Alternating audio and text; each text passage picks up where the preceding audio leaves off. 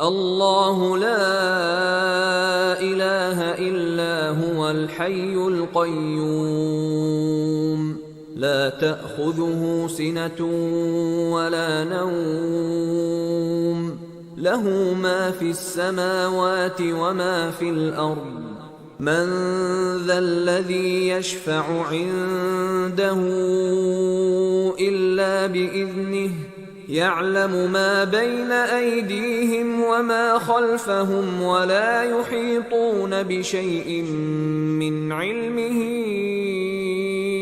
إلا بما شاء وسع كرسيه السماوات والأرض ولا يؤوده حفظهما وهو العلي العظيم. Allah, the ever-living, the self-subsisting, by whom all subsist, there is no God but He. Neither slumber seizes Him, nor sleep. To Him belongs all that is in the heavens, and all that is in the earth. Who is there who might intercede with Him, save with His leave? He knows what lies before them, and what is hidden from them, whereas they cannot attain to anything of His knowledge, save what He wills them to attain. His dominion overspreads the heavens and the earth, and their upholding wearies Him not. He is all high, all glorious. Allah, the ever-living, the self-subsisting, by whom all subsist, there is no God but He. Irrespective of the number of gods or objects of worship set up by ignorant people, the fact remains that Godhead in its entirety belongs exclusively to the Eternal Being, who is indebted to no one for His existence. In fact, He is not only self-existent, but upon Him rests the entire order of the universe. He alone wields all sovereign authority over His dominion. None shares either His attributes or His power and might, and no one has the same claims against the creatures as He. Hence, if anywhere in the heavens or the earth someone sets up anything or anybody as an object of worship and service, ilah, either instead of or in addition to the one true God, this amounts to declaring war on reality. Neither slumber seizes Him, nor sleep. This is a refutation of the ideas of those who, in formulating their concepts of God, are inclined to consider God analogous to their own imperfect selves, and hence ascribe to God the weaknesses characteristic of human beings. An instance at hand is the famous biblical statement that God created the heavens and the earth in 6 days, and on the 7th day He rested. To Him belongs all that is in the heavens, and all that is in the earth. To God belong the heavens and the earth and everything therein. There is no one who shares anything with God in governance, either of the heavens or of the earth. Any conceivable being other than God would necessarily be a part of the universe and thus belong to and be a subject of God rather than His partner and equal. Who is there who might intercede with Him, save with His leave? This is a refutation of the ideas of those polytheists who consider either saints, angels, or other beings to be so influential with God that if they were adamant in demanding something of Him, their demand would prevail. They are being told that, far from anyone having the power to impose his will on God, none, not even the greatest prophets and the most highly esteemed angels, will dare utter one word in the majestic court of the Lord unless they are expressly permitted to do so, save what He wills them to attain. Here another blow is struck against polytheism. On the basis of the concept of God's unlimited sovereignty and omnipotence, it was stressed in the foregoing verses that no one shares independently in God's governance of the universe, and no one is so powerful with God that His intercession would decisively influence His judgment. The same point is stressed here, but in a different manner. It is pointed out that no one possesses the knowledge that would enable him to comprehend the order of the universe and the considerations underlying it, so no one can legitimately interfere in its governance. The knowledge of human beings, of jinn, of angels, and of all other creatures is limited and imperfect. No one's knowledge embraces all the facts of the universe.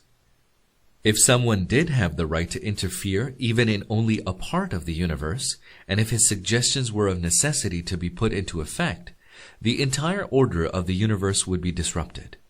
Creatures are incapable of understanding what is best for them, and do not have the capacity to know how best the universe should be governed. It is God alone who knows everything. His dominion overspreads the heavens and the earth.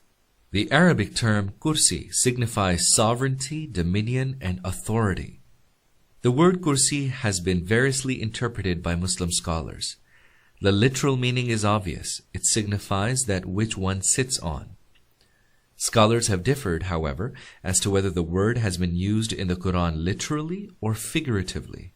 They have also disagreed whether the KURSI and Arsh, which occur in the Quran, have one and the same meaning or are different. The main opinions expressed by the scholars are the following. 1. That KURSI signifies God's knowledge, a view attributed to Ibn Abbas. 2.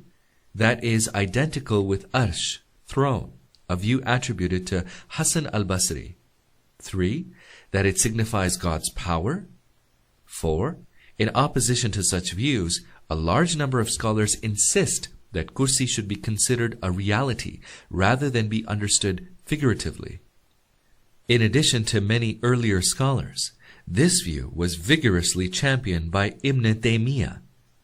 It should be remembered, however, that Ibn Taymiyyah and others who hold this opinion side by side with affirming that KURSI is a reality also emphasize that man has no knowledge about the nature and modality of KURSI, and that it ought to be treated as something unique, being related to God, who is unique both in his essence and attributes.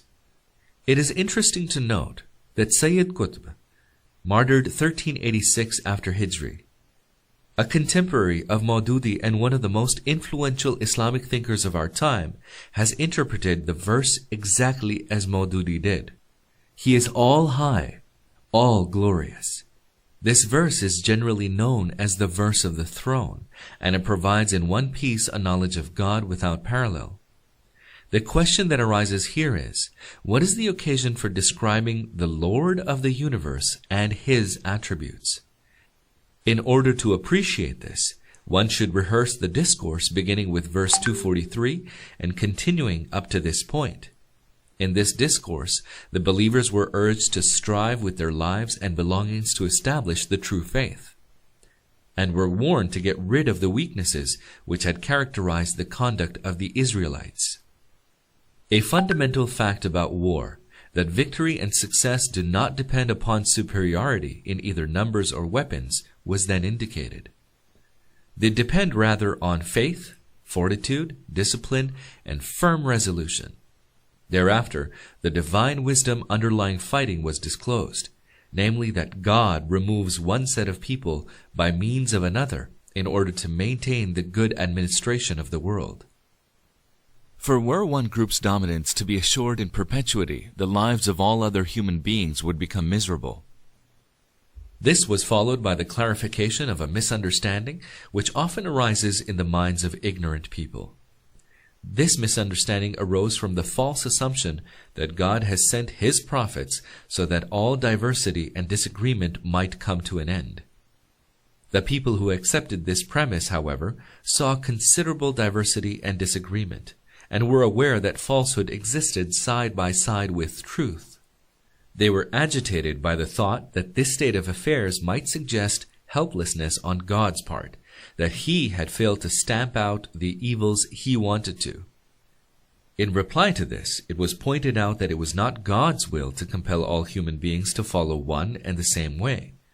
Had it been so, man could not have deviated from the course set for him by God. This observation was followed by a passing reference to the subject with which the discourse opened. Finally, the point is made that no matter how many divergent beliefs, viewpoints, ways of life, and conduct exist in actual life, the reality underlying the order of the universe is the one stated in this verse, and it remains unaffected by the misconceptions of people. On the other hand, however, it is not God's purpose to compel people to accept it. Whoever rejects it will find the results harmful.